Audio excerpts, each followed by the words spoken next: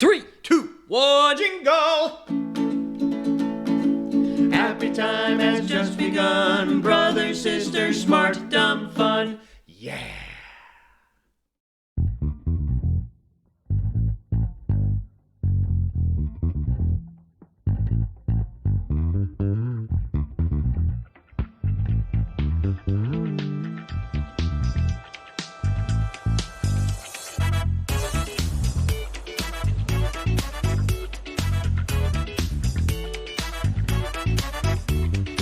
What is happening with you and brothers? I am just celebrating the music. Thank you, Max Caselli, for our awesome sound. Yeah. It really does. He does bring the beat. He brings the bass in this. He does. The bass. He does. He does. He's awesome. He's amazing. He is amazing. The amazing Max Caselli, who, and I'm still calling this the Ballad of the Brother Sisters, even though it's not a ballad, until I find or hear something better. So, there you go. We can call it whatever we want, Jenny. We paid for it. Exactly. I 100% agree with that. And I think it's ironic to call it a ballad, too, because it's anything but. Exactly. So, you know, it's the type of ballad that you and I can appreciate. Yeah, that's right. I like what you've done there. I love it. Yeah. Yes. So, and brothers, here we are on a Sunday. We've had a very spirited week. So, yeah. I have not stopped moving since we got back. I'm like I need a break. Nor I. So yeah, just hi kitten. With us today we have a special guest, Marla the cat, who is headbutting me as we speak because she's hungry.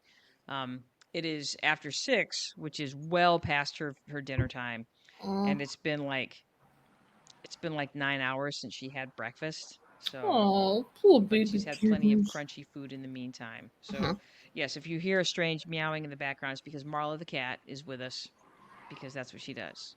You know, she's very shy, except she can't tell that she's on TV, so that works out for everybody. You know. Yeah, I was gonna say she doesn't even like when I look at her. So, no. Yeah, the fact that she has agreed to be on our podcast speaks volumes to her her generosity. Her generosity and how much she wants her dinner. So, let's be honest, because that's what this is really about. It is. Yeah, so here we are, you guys. Like I said, we're going to talk about our Spirited Week. We have been in the Upper Peninsula of Michigan. We were there from Monday. We left Monday morning. We worked our way up north, and then we, of course, did some Yooperlite hunting. Now we're home. They got a busy week ahead of time. That's all I know. So yeah, exciting week. Let's talk about that, shall we? Yes. All right. Let's jump in. Let's jump in.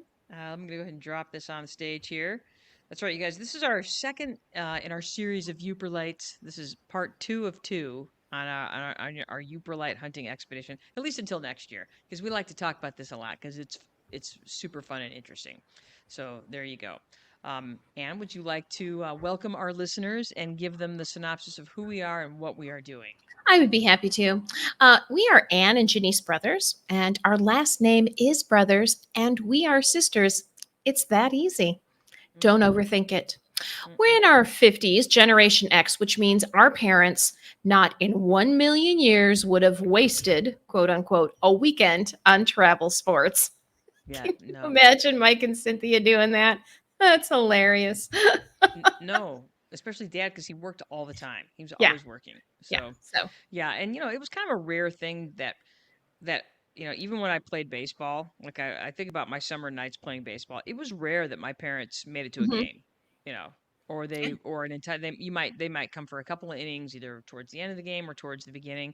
But yeah, my parents, and they certainly didn't sit through practice because, nobody watched practice. Nobody did that. Yeah. I used to go to all of Jenny's games when she played baseball because there was nothing else to do. And I thought a lot of the boys on her team were cute. So that's what I was into. All right. So we talk about smart stuff, dumb stuff, fun stuff, or any combination of the three. We are not cool, hip, or sexy. And we know this because we plan our vacations on where to rock hunt. And you know this because this is our 3rd show about Yooperlites. True statement. We're not a celebrity influencer or true crime podcast. We're the Ted Lasso of podcasts. Sometimes we get the feels. Yes. We are great to listen to when you want to learn things about stuff and because politics has gotten real thick and heavy and you deserve a break. Ugh. This podcast is not G, PG, or even PG-13 because today we're talking about rocks. Fuck yeah. Join us on our website, Spotify, Apple Podcast, iHeartRadio, and Amazon Music. Like us, follow us, hit the bell, and leave us a review. Give us your feedback with our Q&A, questions and answers, and our polls. And, you can ask your friend Alexa to play us because she's our friend too, and she will do it. That's right. And she'll remember that you like it and put it on your queue. That sort of thing. Actually, Anne, I feel like we're bringing the sexy to rock hunting. We are bringing the sexy to rocks. Yeah, so look, I have my sexy pouch. If you're watching we're this, help people get their rocks off. That's what she said. We're dummies. Okay.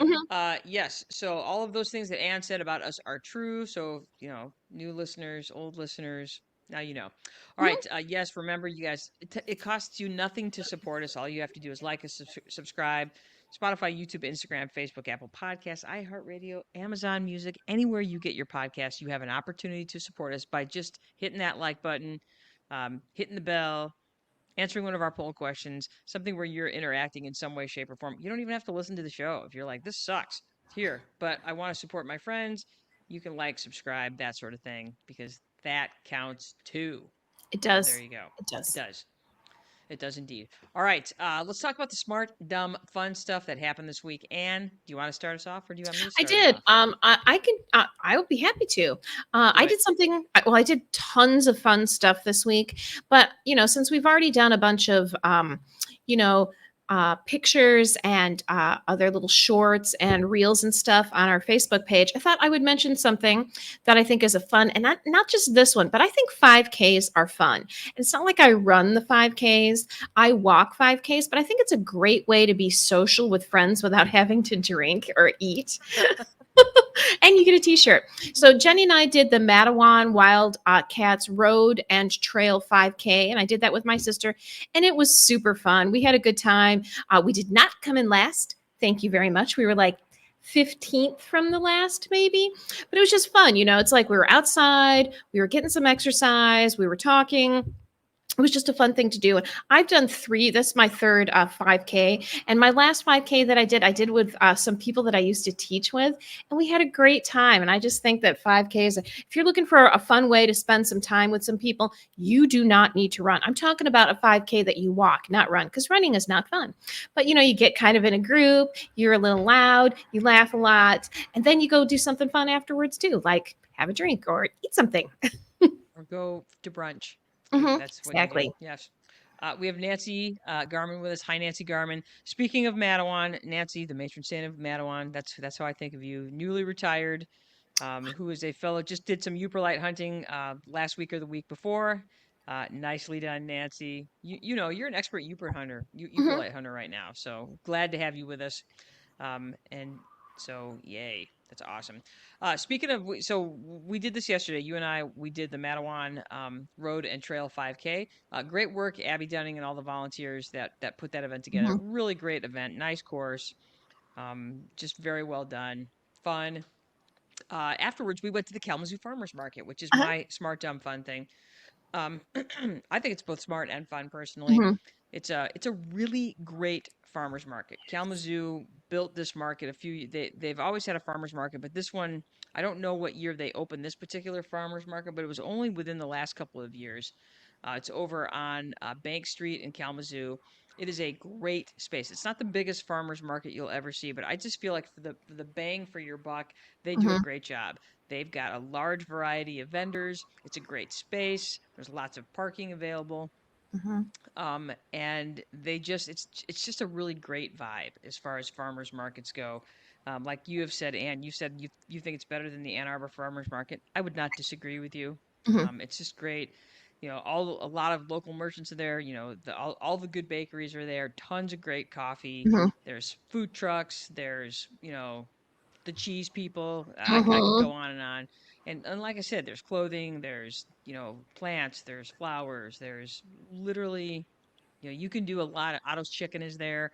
You can do a lot of vegetable shopping. You can do a lot of fruit shopping. You can do meat shopping. There's a bunch of different things. And like I said, it's not super huge, but it's a really well done farmers market. Again, you guys, it's located at 1204 Bank Street in Kalamazoo. It's every Saturday from May 4th through October 26th, and it goes from 7 to 1 during those dates.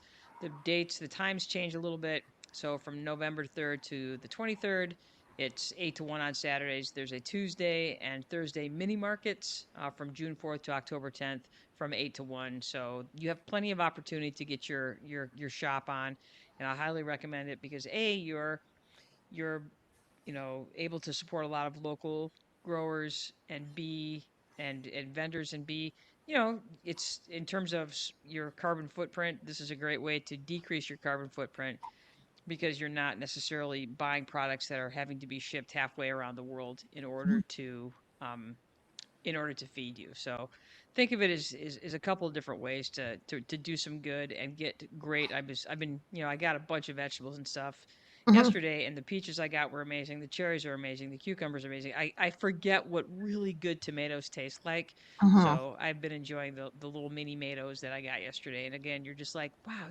tomatoes are good. Exactly. I used some of my zucchini today to make a gazpacho. So there you go. Ooh, yummy. Gazpacho's good. So yeah, so I highly, if you're in the area, if you're anywhere even near, Kalamazoo, come to the farmers market there because it rocks. So there you go. All right, Ann Brothers, should we talk about Yooperlites now? Let's do that, Jenny. Okay, so we are talking about Yooperlite, and so what we did is a couple weeks ago we did a show where we talked about kind of like what is a Yooperlite, where do you find them, what are they made of, and so a quick review of that. A Yooperlite is a cool rock that glows when you hit it with a long wave UV light. In this case, you're dealing with the rock of what a Yooperlite is. A Yooperlite is actually syenite, which is a type of igneous rock. It looks a lot like quartz just on first glance. The big difference is that, it looks like granite on first glance. The difference is that there's no quartz in it. So unlike granite, which is full of quartz and feldspar and hornblende and muscovite and biotite, this isn't the case there. There's a lot of orthoclase. You can see that in it, and there's the mineral that makes it glow is sodalite. So what happens is when you hit it with that long wave UV light, the electrons in the sodalite get all excited and they bring back that orange signature that goes with that particular mineral. So that's what's cool about it. If you're the fun thing about a Yooperlite is that it just looks like any rock. Like when you look at them, they're like, oh look, it's a white rock that looks kind of salt and peppery. But then when you hit it with and it pops orange. It's really cool. You're just like, oh, that's And tight. the thing is too is like when you're looking at the rocks in the daylight, you're like, all of these have the potential to be Yooperlites because they're all like, it's just a rock. But then you realize, boy, it is not. They are not more all than just a rock. Yeah, exactly. So Yeah. So yeah, that's what it is. And and I'll talk a little bit more about, why we looked where we looked, but so when it comes to why hunt Yooperlites, I don't know how to answer that other than I think it's fun, cause it's fun. And one of the things I figured out is that it's very much a meditation for me. That night that we went out we hit the beach about 4 o'clock in the morning when it was so silent and there was nobody out there except the two of us. That I found myself as I was looking for my Yooperlites and concentrating on that, just concentrating on listening to the water and noticing the fog and feeling, there was lightning down back in the distance and seeing how the sky changed as, we were getting closer to sunrise. It was just this weird sort of, I'm like, I have transcended somehow. um, as far as addictions go, there are worse ones. The thing is, once you get a Yooperlite in your hands, you're gonna like more. It's so that the feeling that you get when you nail one is like you get super excited, like kind of lose your mind a little bit because you're like, oh, there's I did it. I did it. It's the dumbest thing, but it's also really fun because there are so many rocks on a beach. And you do have to kind of take your time and kind of, sometimes you get lucky and you nail one right away, but like I found my best sample was this little tiny nugget, and I found it in the water, and it's like it's just dark, dark, dark, and all of a sudden, pow, and you're like, is that so you dig and and there it is, and yeah, so and that feeling that you get when you get one is addictive. Just so you know that if you can't help it. It's a great way to experience a beach that's really different. The beach at 4 o'clock in the morning is very different than a beach at noon. It's Mhm. it's a whole different environment. The cool thing is you're seeing when you hit things with that UV light, you're seeing all the little critters that live within those rocks, the spiders, the bugs, the little moths, everything that lives in there. And it's a whole different ecosystem all of a sudden when you hit it with that UV light. Toads. Nancy, go ahead, Ann.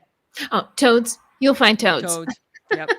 And you get to see the different colors the color signatures that these little organic things toss back. There's blues, there's greens, there's reds, and it really is interesting.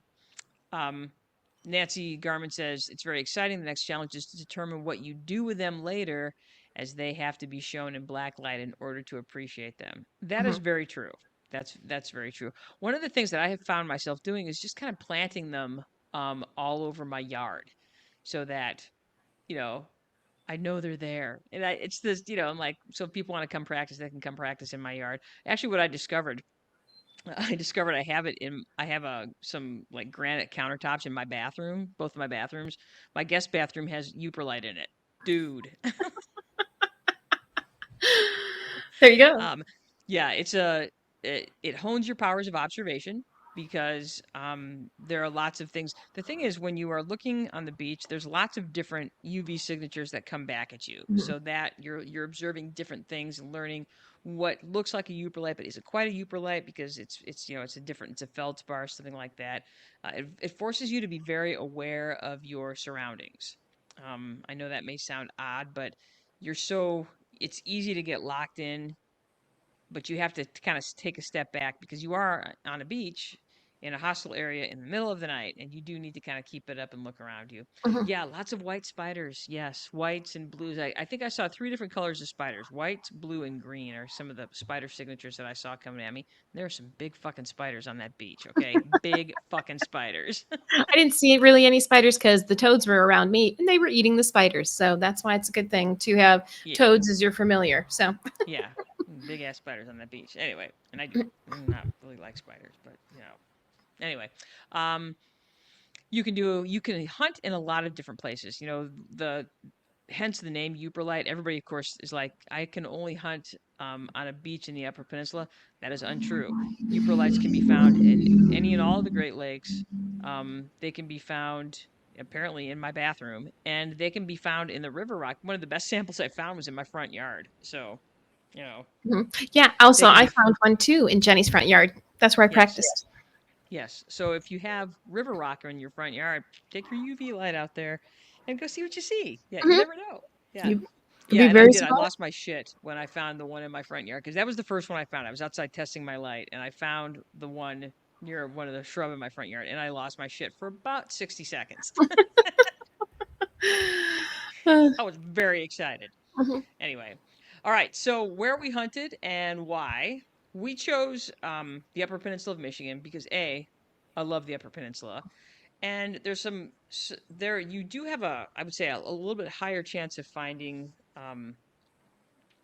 Yooperlite rock in more kind of eastern locales in the state. So we chose the public beach at Grand Marais, Michigan, and we chose it for a couple of things. Number one, uh, Nancy's yes, excellent.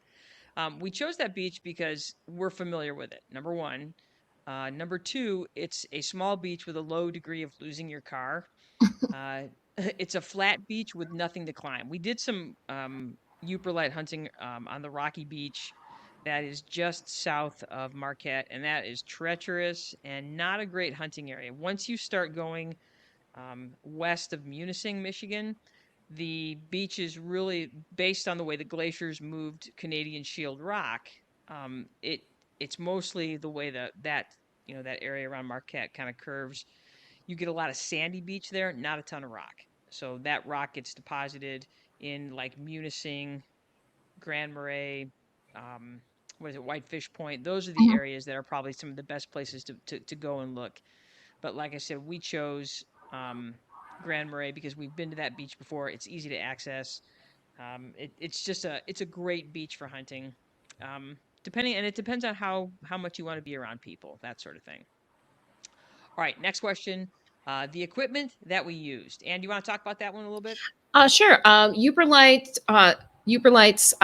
Convoy C8 long wave 365 UV flashlight with holder and extra batteries. That's what Jenny used. I used a little bit smaller version of that, but again, with extra batteries, rechargeable batteries. That's the one I used. They both worked extremely well. Jenny and I both found a lot of Yooper. Well, we both found more than our share of Yooperlites. Let's just say Jenny found a lot. She found a lot more smaller ones, and I found some really big ones. It was awesome. So, let's see. Jenny got us a set of Buddy B 30-inch wood-handled children's level head rakes. So these are just like the little rakes. Where'd you find them at Menards, man. Yep. And it's out in the rake section. Yeah, it's just a good way. It's a good way to reach like Yooperlites that you might find in the water close to shore, or a way to rake up and look underneath, because it's a beach. There's rocks on top and there's rocks underneath those rocks. So it's a good way you might get a hint or a glow or something. It's a good way to dig things out. I used mine for that a lot. You want a headlamp, and you won't have your headlamp on while you're searching, but because you want to give your UV flashlight as much as possible. You don't want it to compete with the light, but you want that headlamp. So if you're trying to get to other parts of the beach or get back to your car or find who you're with, it's just a really good way to light everything up or figure out where you are. So you want that on you all the time. You want to be able to have a light source on you all the time. You want a backpack. I'm going to interrupt you real quick. Mm-hmm. Nancy is still with us. She's saying that flashlight makes all the difference. If you want to do more hunting more often, putting the money into a good one is worth it. That is 100% true. 100% true. That first night we were on the beach in Marquette, and so full disclosure, I dropped about $100 on my Yooperlite package, and that included flashlight, that included the charger, that included the little carrying case, the Velcro carrying case that I strapped to my bag. So I dropped a decent amount of money on my flashlight. But this guy was on the beach with his kid, and he was having a lot of trouble, seeing anything. And so he came over and just kind of was asking me what I was finding, and I was showing him my light. He's like, "Damn, that makes a big difference." I'm like, "Yeah," because he had gotten like a $2 light off of Temu or something like that, and yeah, that thing wasn't worth a shit. So yes, Nancy, you are correct. Spend money on a good light. So, yeah, it really. Ahead, Ann, sorry. If you're going to be out there in the middle of the night and you want to have some success, have a good flashlight. If you don't have a good flashlight, you're not going to have any success, and you're going to think that there's no Yooperlites out there, and that's not true. Of course, have a backpack. You want to. It's a good way to store the Yooperlites you find, and you'll notice that. We had our homemade Yooper shoots, and if you watch the Yooperlite Hunting 101 with Eric, what was his name? Rintamaki. Yeah. He makes one of these things, and that way you don't have to take your backpack off every time you find a Yooperlite. You just put it down the chute, and the chute ends in a plastic bag, and boom, you just collect all your Yooperlites. Also, you might, need to, keep some things with the extra bug spray. You're going to want to wear layers, so maybe you're taking layers off. It's just a good thing to have. Glow sticks are essential. You want to make sure that you use glow sticks to light your way back to your car, and keep glow sticks on your body so that you can find who you're hunting with. Bug net and bug spray. Your Yooperlites will attract bugs. You want to have rain boots. They keep sand out and water out as well. Cross body bag. Jenny used a cross body bag. I used my pockets, but either one are an excellent way to keep things in your close by. Like I have an extra flashlight with me. I had an extra Yooper light rock with me, so I could compare and contrast. I'm big on having at least 3 sources of light on you at all times in case one burns out. You should always have at least 3 sources of light on you. Cool. Nancy, I don't know who these kids were that were taking your Yooperlites as you were finding them, but that's why you need the rake, to beat the kids that take your stuff. Okay. Exactly. Get your own Yooperlites. This is the website for your official Yooperlite stuff. Yeah, and when you are looking to do your shopping, you should absolutely be shopping from the Yooperlite guy. That's Eric Rinsmaki, because this is this is kind of how this dude makes his living. So support him. He's Mhm. got, and like I said, the dude, he's sort of the godfather of Yooperlite. So, you know, and I trust him as far as A, how to hunt, and B, what to hunt with. That's for Mhm. sure. So agreed, Mhm. Nancy. Agreed. Yeah. I named it a Yooper shoot because I couldn't help it. It just sounds great. Yooper Mhm. shoot, which also sounds kind of gross, but whatever. But Uh, I had the most fun with that. And so what I did is, if you're looking at the Yooper, so that thing with all the pink tape on it, what I did is, if you go to Menards and you go to the section where you find like downspouts, they have these little plastic little accordion things, and they're like $2 each. And so what I did is, but they're not long. They weren't quite long enough to stick out of the bag. So I just took two and I taped them together. I used duct tape, and also the duct tape around the edges keeps you, because they're a little bit sharp on the end. So I did that just to kind of keep it so you wouldn't cut yourself. So it just made it much more comfortable to get, when you're handling it, you're not scraping anything. mhm. So yeah, homemade Yooper shoot, $4. There you go. There you And frankly, I love doing crap like that because it's fun. So, go. all Mhm. right. And take us through the Yooperlite trip do's. Find accommodations close to where you will hunt. Jenny and I, this was kind of a we didn't make sometimes up in the Upper Peninsula you need to make accommodation plans 3 to 6 months in advance. We did not, so we couldn't stay in Grand Marais. We had to end up staying in Marquette, which was 100 miles from where we were hunting. So 2 nights in a row, yeah, 2 nights in a row, we drove Yeah. 100 miles one way to to go Yooperlite hunting. So if you can stay close to where you are hunting, it will make your life easier and it's safer. Scout the beach during the daylight hours. We were looking for one beach that we thought we wanted to hunt at, but the road was not very. It was a dirt road. It wasn't great. We weren't familiar with the area, and we decided, we don't want to come back here at midnight to hunt here. And so we wouldn't have known that if we hadn't gone to scout beaches during the day. Use good equipment, as we just said. Wear waterproof boots. They will keep the sand out. Go with somebody. Jenny and I went together. Most people that we saw one night were in groups of 2 to 5 or 6 or 7. So yeah, go with somebody. It's safer. Bring a Much more sample. fun. Yeah, it is. Bring a sample of Yooperlite, because if you're not sure what you're looking for, but you have a sample that you can check, you'd be like, okay, that's what I'm looking for. Tell someone or 3 people where and when you will be hunting. This is a lot like when people who do cave exploring, it's the same thing. Tell 3 people where you're going, what time you're going to be there, and what time you're done, and then contact them when you are all finished so they know that you are safe.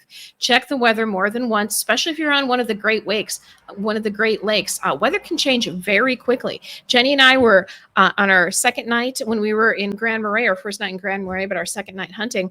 We were out hunting very early in the morning and fog rolled in. It's like, hey, you want to know that's going to happen. We knew that there was thunderstorms, but they were way to the south of us. We could still see the lightning from them. So you want to know. You don't want to be stuck out there in a big storm. Make yourself as self-contained as possible. That's why it's good to have a backpack and a crossbody bag and pockets. You don't want to have to keep going back and forth to your car. You want everything to be with you. Bring water. You might get thirsty. Bring rain gear. It might rain. Consider a hunt in the spring just after the snow melts, because the gales of winter will kick up some serious rocks. And, in the lower peninsula, you could probably get away with that in maybe even March or April. But in the upper peninsula, you might have to wait more towards May, depending on what the weather is like, early May. But yeah, that's a great time to go. So Yooper trip do's. Do these things. Fresh rocks. Fresh Mhm. rocks. Fresh Yeah. rocks. Yooperlite don'ts. Don't believe any beach is played out. One of the things that Jenny and I were kind of considering not going to Grand Marais public beach, because we knew there was a lot of people always looking for Yooperlites there. But we found some great Yooperlite examples, because one, we had good equipment so we could find it. And there were so many people that had cheap lights. They were just spraying blue light everywhere. And then another thing was that they didn't have their technique down. They were practically running up and down the beach, just waving their light.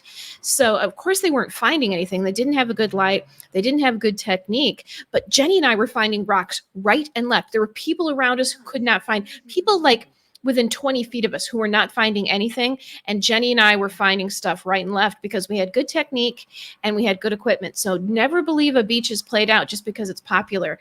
There will be rocks around. There will be Yooperlites. You just have to take the time to find them.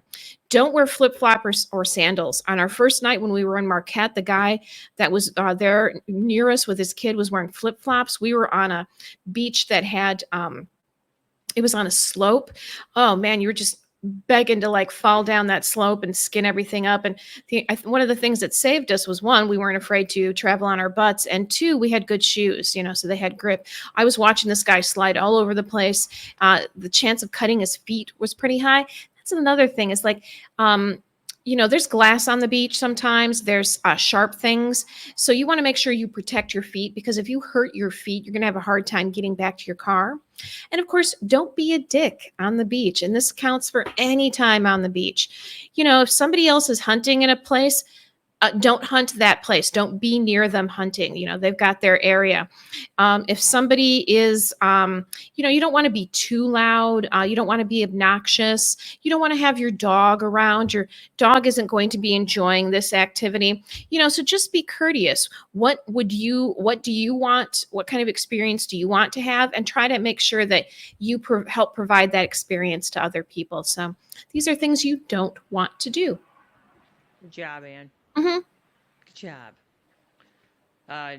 I'll take us through the well-earned advice from Yooperlite hunters. Exactly. Now that we've been out for real, I feel like we're experts now. Yeah, exactly. Exactly. Again, Yooperlites can be found all over the Great Lakes. You don't have to limit yourself to just the Upper Peninsula of Michigan. You can go to pretty much any shore of the Great Lakes, and like I said, wherever you find rocks, like I said, I found a bunch just in my river rocks. So, there you go, Harry. Work thoroughly. So one of the things that we did is we worked a small area pretty thoroughly. So especially that last night, but by night 3, we had kind of gotten our technique down a little bit. And so the area that we worked was probably not more than 100 feet from one end to the other. And it was just a matter of taking your time, doing it again, using your rake to upend stuff. And we ended up moving off of the water line. That was one of the big things that we did. If you're going to be in the area, support a local business. A friendly conversation can lead to some good tips. Be patient, because, again, this is kind of a form of meditation. Mark your way back with glow sticks. It's seriously dark. Even a familiar beach in it is kind of a mystery at night.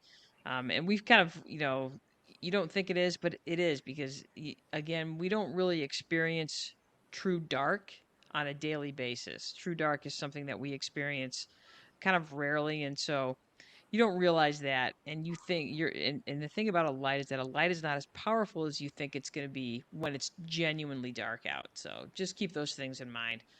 Wear a glow stick on yourself. So both Ann and I had glow sticks on we're hanging off our backpacks. That way we could spot each other pretty easily on the beach. And that was huge, because, again, if it's truly dark, and that, like, the Grand Marais Beach is not lit up at night, there's no lights out there. So, it was nice to be able to look up and look over. And really, Ann and I didn't go much beyond 50 feet of each other in one direction or another. But it was nice to be able just to look up and spot that glow stick and be like, Ann's over there, and so that's a big deal. Practice ahead of time. That was one of the reasons I went out and started, dinking around in my river rock, is that I just wanted to be able to practice. And I practiced with all of my equipment on, because, I knew I was going to be out in the middle of the night. I knew it was going to be dark. So I wanted to make sure that everything that I wanted to be able to access, be it extra batteries or an extra flashlight or my water or whatever, that it was someplace where I knew, and I worked really hard to make sure I had those things in place and knew exactly where they were in my pack. So that was part of what the practice was for. What time of day that you pick, or what time of night, I should say, depends on what you are. We had 2 very different experiences. So, and I'm basically counting just our time on our Grand Marais Beach. like I said, we went out so that we hit the beach at 4 o'clock in the morning, and we picked for about 2 hours. So we picked basically from 4 to 6 a.m. And that was a really interesting experience because we did not encounter a single soul when we were out there. Nobody. And so that was amazing. So that is a more solitary and quiet experience, which I really loved. I would probably do that again. When we did the next night, what we did is we hit the beach maybe 15 minutes before sunset, and it was a completely different experience. The beach was full of people. It was, noisy. There was people up with fires. There was kids. There was dogs. There was the whole schmear, um, which wasn't terrible. It's just much more social. And then we were there for probably about 2.5 hours. And by the time we left, the beach was much emptier, but there was still, I don't know, 60 people on that beach, picking, having a fire, that sort of thing. So if you're looking for something that's a little more social, then, pick, sunset to say midnight. If you're looking for something more solitary, I would say midnight to sunrise, somewhere in there. Um, uh, be friendly with the other people. Like I ended up kind of just having conversations with people as they would walk by or were curious about something and answer questions, which is fine. Um, you again remember, you guys, you might be in a place without cell service. That's why it's really a big deal to be with somebody. And if you're not super confident in your ability to get yourself around, again, maybe you want to pick at a time where there's going to be more people on the beach. That there is comfort in that, that's for sure. Let's see. Have cash, wear clothes with pockets, and all the shorts. I had all the shorts with pockets, and dress in layers. I chose so the boots that I was wearing. I chose a rain boot that was about calf high, just above the calf. I had long socks to go with it, and my shorts. So I didn't wear long pants for this hunt because I knew it was going to be warm all the nights. We were in the 70s all the nights that we were picking, so it was fairly warm. I did have a long sleeve shirt that I wore mainly just for bug mediation Mhm. than anything remediation because it was, not super buggy, but definitely buggy enough. So those are pieces of advice that maybe you want to do. So we spend when you're not Yooperlite hunting, because Yooperlite hunting is a nighttime activity. So if you want some daylight fun things to do, and why don't you go ahead and take the left side of the list? I'll take the right side of the list. Okay. Things that you can do in the Upper Peninsula or Marquette or wherever you happen to be Yooperlite hunting. You can eat. Jenny and I did a lot of eating. Drink So much coffee. eating. Marquette specifically, actually Munising too.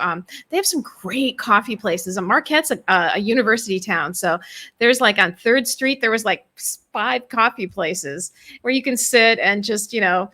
It's a Drink some great coffee. place to do that. Yeah, drink some good coffee.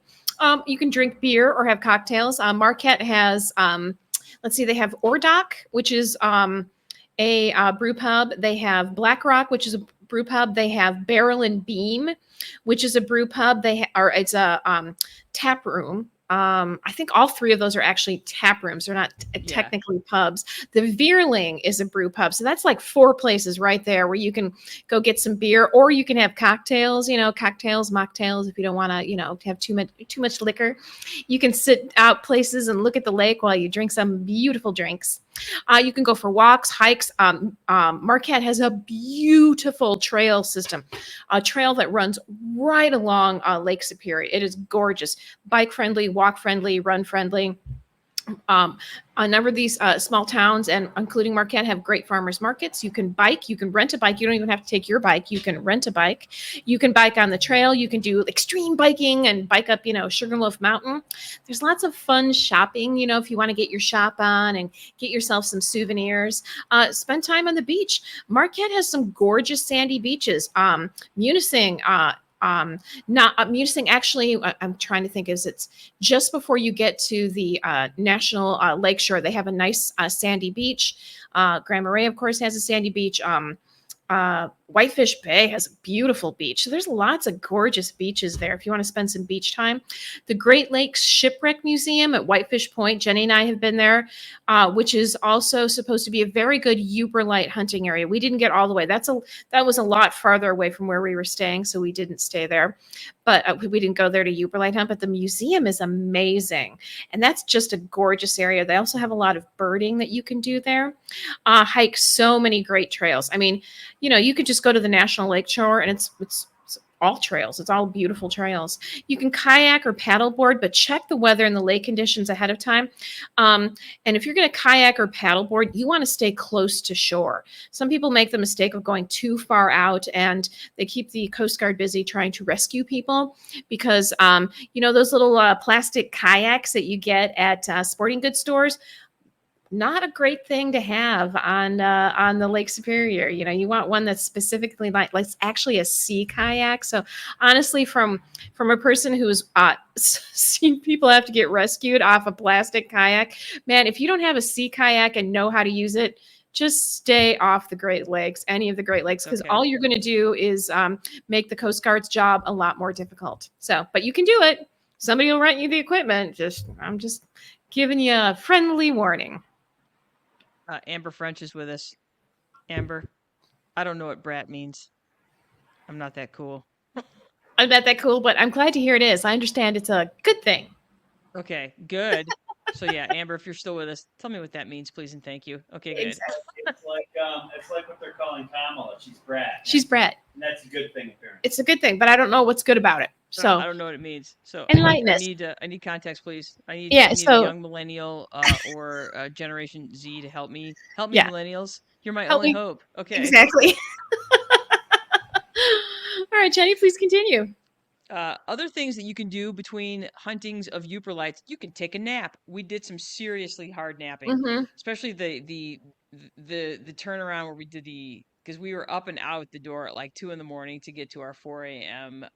Picking, and then we turned right back around that night and did the same thing. So yeah, that was tiring. So napping, museuming, we had some creative time.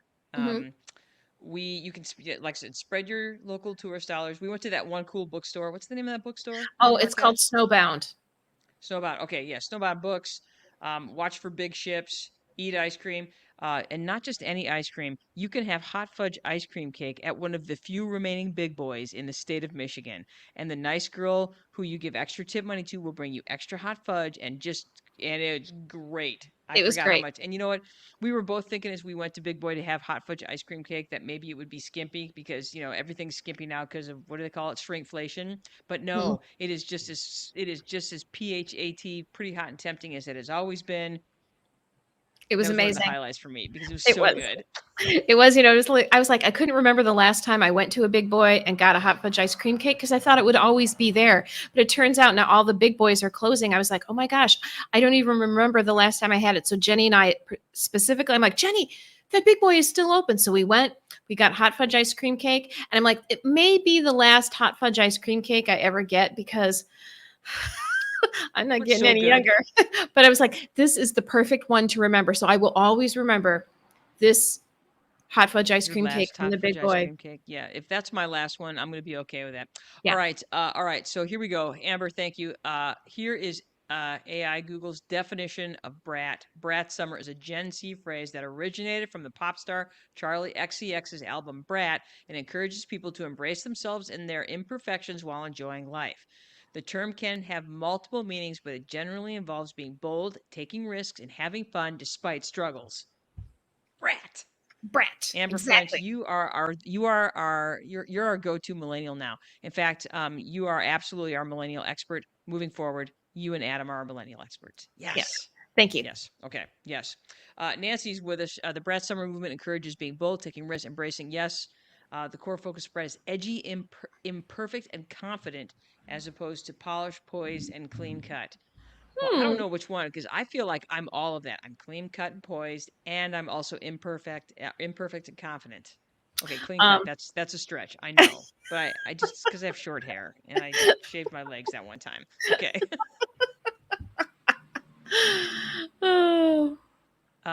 Okay, so yeah, that is correct, Nancy. That's how I've heard the term used, but I never really got around to figuring out what that meant. So, all right, I feel so much smarter now. See, this is where you go to learn things about stuff. And Anne, you and I just learned things about stuff.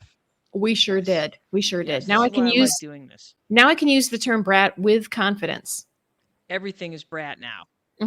Watch out. So, All right. So anyway, I left off on ice cream cake. I got on an ice cream cake tangent because that's one of my favorite things. The Big Boy's hot fudge ice cream cake has always been one of my favorite things. And the fact that they still have a Big Boy in Marquette and I was able to enjoy that on this vacation really did make me super happy. Oh, look at Amber. Amber French, keeping it real. The brothers sisters are brat for sure. Oh, For sure. For sure. High five for myself again. I'm definitely bold and messy. Definitely bold and messy.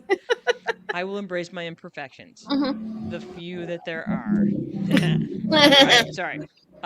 Anyway, what other things? You can have a whitefish picnic. We did that on Wednesday.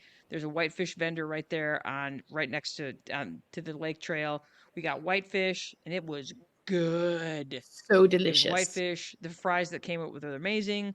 And then we just drove out to Presque Isle Point and used their picnic tables, and there in the shade, it was really amazing.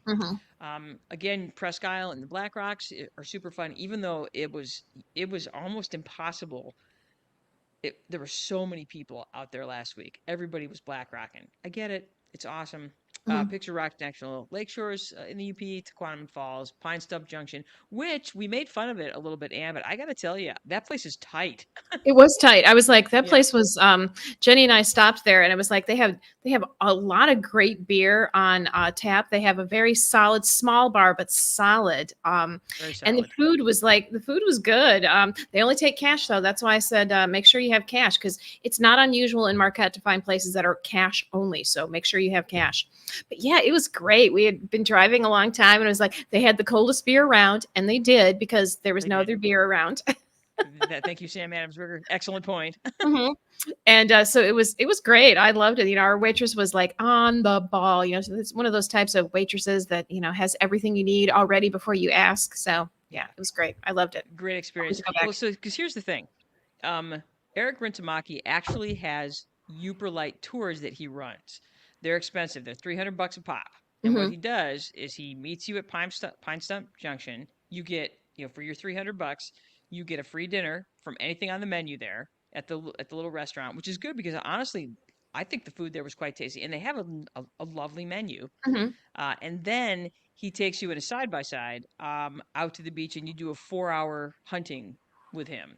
And I got to tell you, I think I might save up my ducats this year and do that next summer because it's like, why not hunt with the man himself? And I just think it would be a really interesting experience because he's got access to beaches that maybe most people aren't getting to. So well, he's like several generations in that area, in the Newberry area. So yeah, I just I think if that would be my next level. I'm like, I would love to do that with somebody who could take me to a beach that I haven't been to, and show me what I'm missing, show me what I'm not, what I'm missing. Because I felt like by the end of our little trip, I felt like I was in much better shape as a Yooperlite hunter. But hey, he's the godfather of the Yooperlite. Well, it's not just that, he got his start agate hunting. That's where he and his brother discovered that this could be a thing because he had started using UV light in order to find agates, and he ended up, discovering this particular rock instead. And so I'm just, again, I don't know what I don't know when it comes to this level of rock hunting and what you're doing. And yes, I actually was poking around his Facebook page before we came out there, and basically every post on his Facebook page is lions. And I appreciate that as a lifelong lifelong and long suffering Lions fan. I totally get that. But yeah, I get it. I'm like, I will never abandon my team ever. Let's see. So real quick, we'll finish up this list of things that you could be doing instead of while you're waiting for sunset to Yooperlite hunt. Lock and Land Sculpture Park. So, and for some reason, I keep not getting to this, and I really want to get to the sculpture park, and I keep not getting there.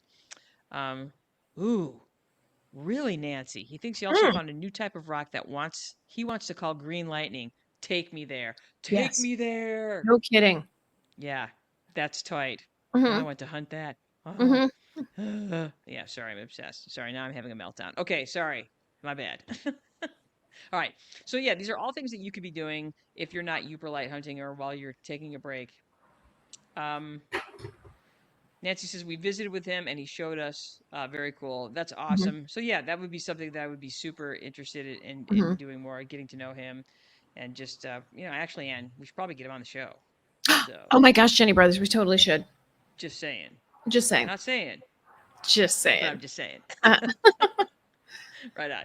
So yeah, just a really fun thing to do. Like I said, it was just a really great. We weren't there very long. We were only there 3 days, but it was just super fun and super cool. These are some specific favorites while you're in that area. Just a bunch of things. Lagniappe is, if you're going to go to one thing in Marquette, go to this restaurant. It is a Cajun and Creole eatery, and it might possibly be my favorite restaurant in the state of Michigan. I didn't say it is. I said it might possibly be, because there are some really great places to dine in the great state of Michigan. So, yeah. Black Rock's Brewery is my favorite brewery. The Crib Coffee House in Marquette. Donkers. If you want breakfast, go to Donkers. Presque Isle, go early. Grand Marais is amazing. Falling Rock Bookstore in Munising is amazing. Art of the Framing, which is a stationery store right in downtown Marquette. It's fabulous. The Lake Trail in Marquette, Huron Mountain Bakery. And here's the thing. So one of the things that we discovered is that Huron Mountain Bakery, not only do they have the best effing cupcakes, get the lemon blueberry and get the hostess cupcake. And then they also have a really great selection of pre-made sandwiches. So let's say you want to go for a picnic, go to Huron Mountain Bakery in the morning, get you some sandwiches, and that way, you'll have something to munch on when you're on your fun picnic. Northern Michigan University is a really lovely campus. It's a great place to walk around. Agate Cross Bed and Breakfast in Grand Marais. So let's say you want to stay in Grand Marais and Yooperlite Hunt.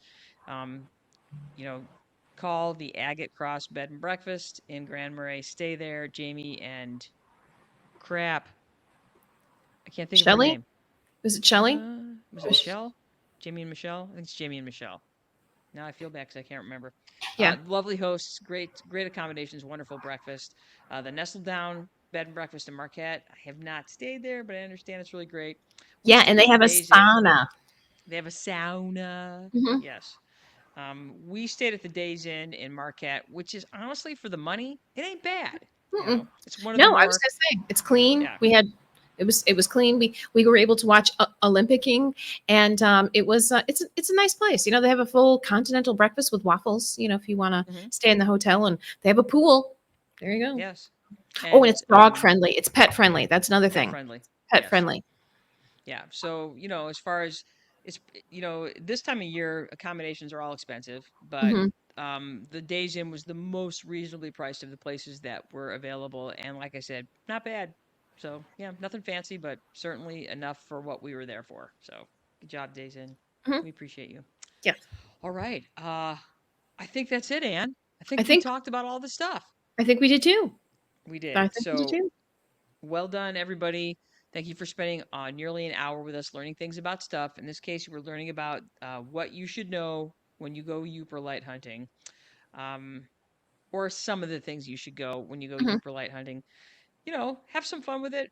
Honestly, if you're going to do one thing, buy a good light. Buy yourself a good flashlight. Like I said, the Convoy 8 lights are fabulous. So if nothing else, buy yourself a good light. Practice. Exactly.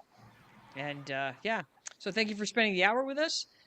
Remember, we want to hear from you, interact with us, watch our show, answer our poll questions, give us your questions, concerns, comments, and confessions. Still very few confessions, even though my friend Tara did give us a lot of confessions off air.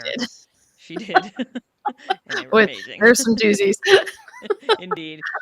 Nancy Garman, thank you for sticking around with us today. We were happy to provide you with this great info. Hopefully there was some stuff that was useful to you if you're hunting. If not, we will keep working to make this stuff that you are learning meaningful and awesome to you. So very good. Again, you guys feel free to support us.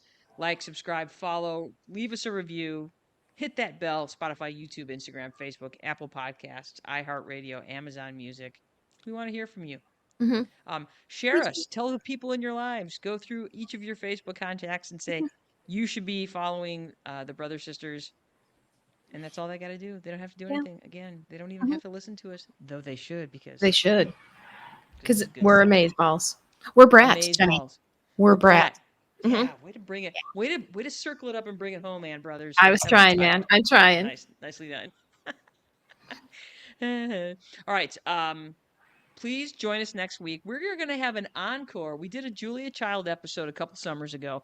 We are going to bring that episode back next week because Anne's going to be traveling. I'm going to be traveling. So we are going to do our encore to celebrate the birthday of Julia Child.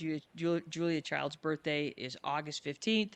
So next week we are going to celebrate Julia Child by kind of reviewing the documentary about her that came out a couple of years ago, and just celebrate her by eating some French cuisine.